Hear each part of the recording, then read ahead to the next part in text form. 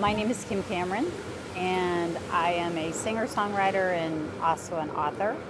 I love music because it sort of transforms me into something a little different. And it's hard to explain, but it just makes my world a little bit happier.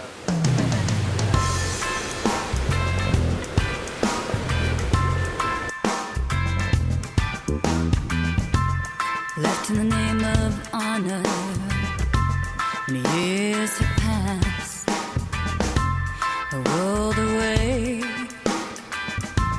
without... It was a chance meeting of a gentleman on a flight. It was late at night, and there weren't that many people on the airplane, but I was sitting next to a really attractive guy, and for some reason we started a conversation, because from Seattle to DC is a long flight. He had told me about how he had just left his second tour of duty for being placed over in Iraq. It was a little bit therapeutic for him to talk to a stranger, because you can tell strangers anything, really. You don't really think you're going to see them again. And I was fairly touched. He made a personal decision to go into the Army because that was something that he felt like he owed society to do. And so he went to the first tour, and it was pretty devastating, and he got hurt pretty badly. He ended up at Walter Reed for a while, and after 6 or 7 months, he said, "You know what? I'm gonna go back. I can't leave, my team there." So we went back for a second tour, and he became very depressed about it. And largely, his comments were, in the year plus that I was gone, nothing had changed. Absolutely nothing had changed. So everything I did meant nothing. It was very heartbreaking because you could see that he had a soul that really all he wanted to do was help.